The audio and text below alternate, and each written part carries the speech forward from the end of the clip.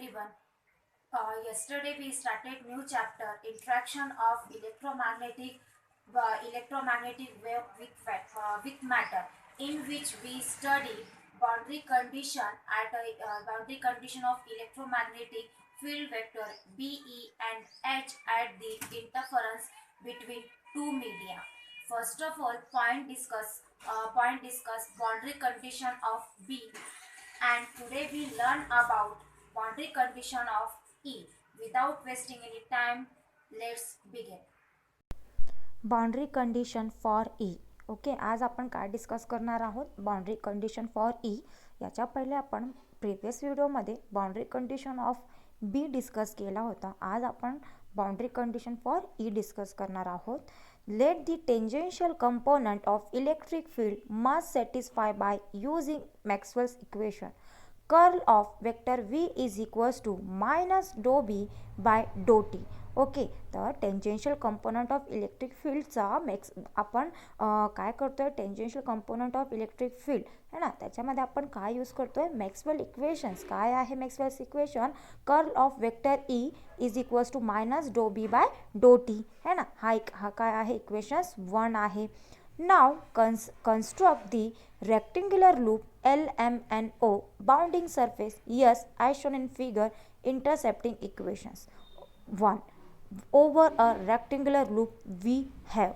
Okay, बघा डायग्राममध्ये बघा आपण काय कन्स्ट्रक्ट केलेलं आहे? एक रेक्टेंग्युलर लूप कन्सिडर केलेला आहे ना. दिसतील तुम्हाला ही रेक्टेंग्युलर लूप जी आहे त्याला आपण काय नेम दिलेला आहे? LMNO. ही काय आपण रेक्टेंग्युलर लूप दिलेली आहे कशाची? फ्रॉम दी सरफेस यसला है ना. यापासून आपण काय एक रेक्टेंग्युलर लूप कन्सिडर करतो, त्याला नेम दिलेला आहे LMNO लूप दिलेला आहे त्या बाउंडिंग सरफेसच्या है ना. तर ही जी तर हे जे आहे हा पण जी रेक्टेंग्युलर लूप आहे तर याच्यावरून हा काय इक्वेशन्स काय मिळेल बघा. आपण काय करतोय? या रेक्टेंग्युलर लूपमध्ये इक्वेशन 7 आपण काय करतोय? पुट करतोय. तर बघा काय म्हणतोय, जे इक्वेशन्स 1 है ना, सॉरी जे इक्वेशन 7 आहे ॲक्च्युली हा इक्वेशन्स आपण 1 कन्सिडर करतोय. ठीक आहे, तर बघा काय म्हणतोय आपण? Integration of curl of E curl of vector E into vector of N into D S है ना. बघा आपण जी काय म्हणतोय, जी मीडियम फर्स्ट आहे है ना, एल टू एन म्हणजे जी काय तुमची मीडियम फर्स्ट आहे. तर आपण काय म्हणतोय की मीडियम फर्स्ट आणि मीडियम सेकंड आहे है ना, फर्स्ट मीडियम आणि second medium.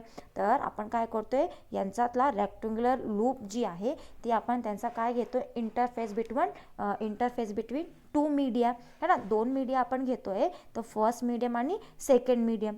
First and second loop जे सेकंड आहे तर त्या दोन मीडियममध्ये आपण काय घेतोय? रेक्टेंग्युलर लूप कन्सिडर करतोय. त्याला आपण नेम दिलेला आहे LMNO लूप नेम दिलेला आहे बाउंडिंग दी सरफेस यसला. ते इक्वेशन आपण म्हणू शकतो की integrated of surface curl of vector E into vector of N D S is equals to minus integrated of S do B by do T into vector of N into D S है ना. कारण की ही काय आहे? हा equations 2 आहे.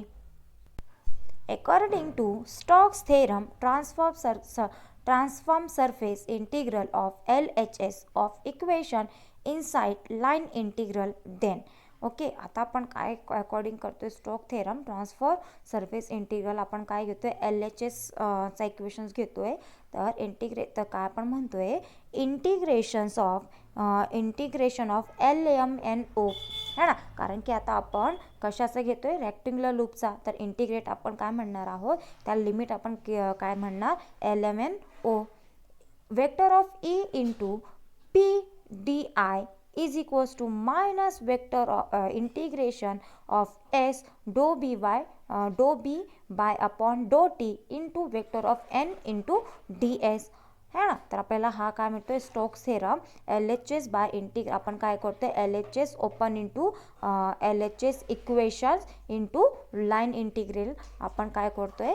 Put करतोय. तर या इक्वेशनला आपण ऑरमध्ये आपण जर कन्सिडर करतो, कारण की आपण जी लिमिट दिलेली आहे इंटिग्रेशनला ती कशाची दिलेली आहे? आपण LMNOचा. तर त्याला ऑरमध्ये सुद्धा आपण लिहू शकतो integration of LM vector of E into DI plus integration of M N vector of E O into D I plus contribution from M N and O L है ना. तर बघा आपण काय घेतो, जे इंटिग्रेशन केलेलं आहे आपण पहिले एकाच इक्वेशनला इंटिग्रेट करत होतो एल एम एन ओमध्ये.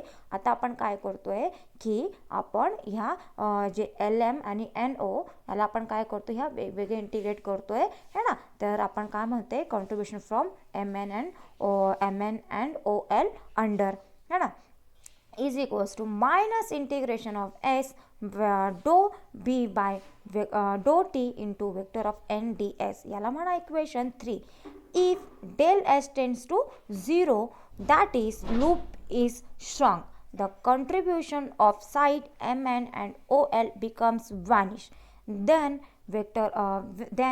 dou vector of b upon vector of dou t is finite everywhere, so RHS of equation 3 is also vanishes. Okay, जे ह्या इक्वेशन 3 आहे ह्या इक्वेशन्स काय होतोय, वानिशेस होतोय RHS साईडमध्ये.